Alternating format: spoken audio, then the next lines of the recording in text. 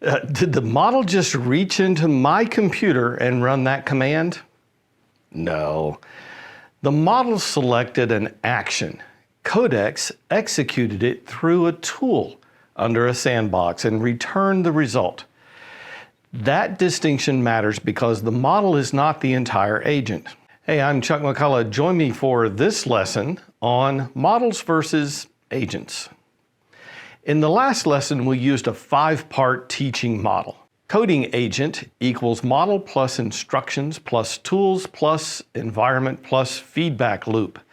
Today, we're zooming in on the boundary between the model and everything around it. In everyday conversation, we often say the model read a file or ran a test or edited some code. That shorthand's convenient, but it hides the actual system. Now, this is a mouthful, but the model receives context, interprets the task, generates language, and selects the next action.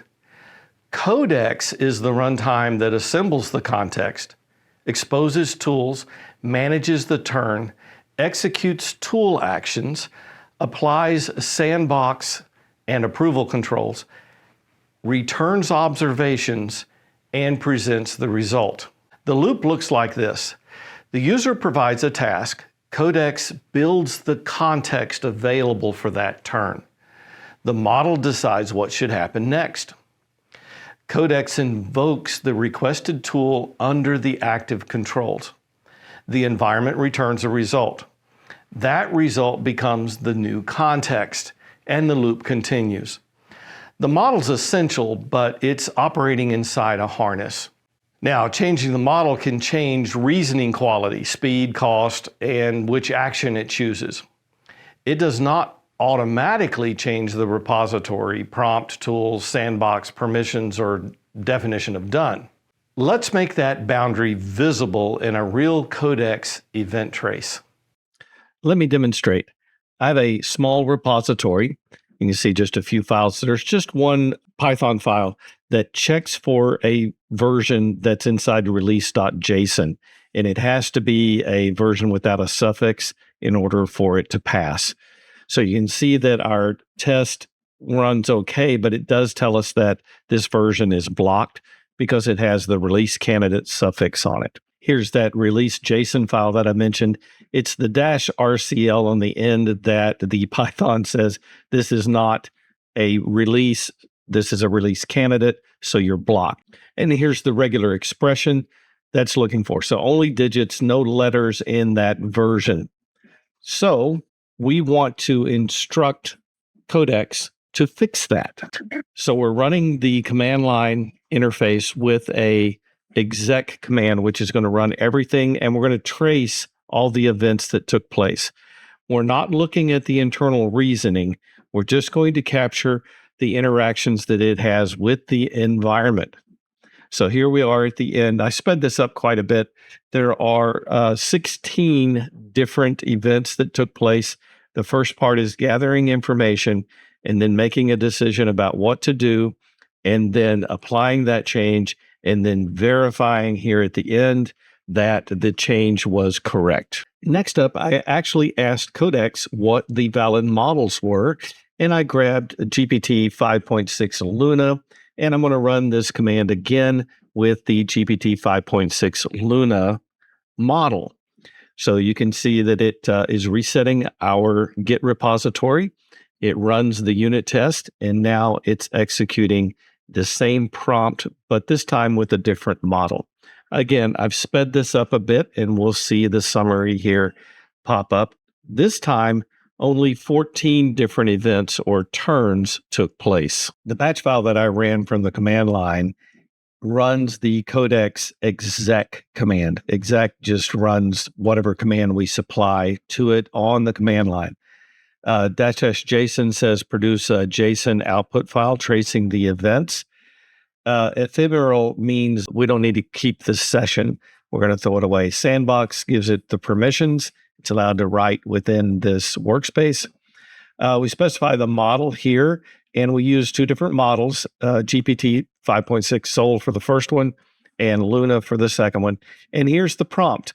The document release check is blocked. because the project version is pre-release. So in the release.json file, we have a release appendix on the version number. So that's really all that needs to be changed. And as you saw, when we ran the two side by side, it went through the various events, discovered what needed to be changed, and made that focus change. Sol took longer up front. It used extra checks and extra reconnaissance. They both only made one edit. They both did the same validation. They both succeeded in the process. Sol took a lot more tokens on the input side. Luna, about half as many, a little more than half as many input tokens or context, and the output tokens were about the same. The Luna model definitely finished a lot faster and obviously used less money to do that. So in summary, it's the agent that decides the orchestration. It's the agent that set up that structure of surveying and reading files within the repository, understanding what the prompt was asking us to do.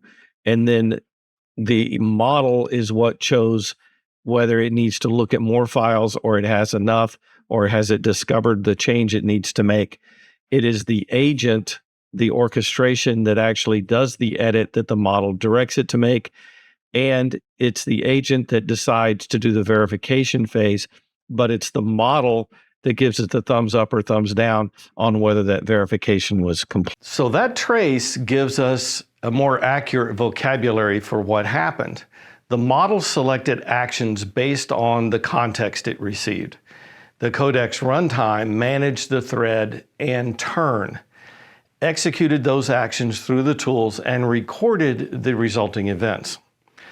The repository and commands supplied observations. These observations allowed the next decision to use more information than the previous one. The JSON stream is an operational trace. It is not a window into private chain of thought. It shows us events such as command execution, file changes, agent messages, and turn completion. That's enough to understand the control loop without pretending we can see the internal reasoning step. Now imagine changing one layer at a time. Choose a different model or reasoning effort, and the quality, speed, cost, or action choices may change. Change the instructions, and the goal or definition of done may change. Remove a tool, and an action may no longer be possible. Switch the sandbox to read-only, and a generated command cannot write the requested file. Change the repository, and the facts available to the model change. Remove useful feedback, and the agent may not detect a bad step. The lesson isn't that the model's unimportant. The lesson is that the model is one variable in a larger system. That gives us a better way to diagnose results. If Codex misses a convention, was the convention present in the context? If it can't verify, was the right tool or runtime available? If it stops before a task is complete, did the instructions define what done means? If a command is blocked, is that a reasoning problem, or is the sandbox doing exactly what it was configured to do? Codex provides model and reasoning controls because tasks differ. Use them to match the complexity of the work, and record them when you want a controlled comparison. But keep the rest of the system as constant as practical when evaluating a model change. A stronger model cannot recover facts it was never given, use a tool that's unavailable, or ignore a control that the runtime enforces. Viewer challenge. So here's your challenge. Capture a JSON trace for a read-only question about a disposable repository. Label one model decision, one runtime event, one tool observation, and the final response. And then maybe switch the model or the reasoning and try it again and compare the two. In the next lesson, you will drive a complete repository task from definition of done through the diff review and decide whether the evidence is strong enough to accept the work. Hey, if you like the video, make sure you hit the like button and subscribe. And I'd love to hear from you in the comments. How is this working for you? Did you try the challenge? Did you look at some of those logs, and what's your experience been? Love to hear from you. Hey, I'm Chuck McCullen. I'll see you in the next lesson.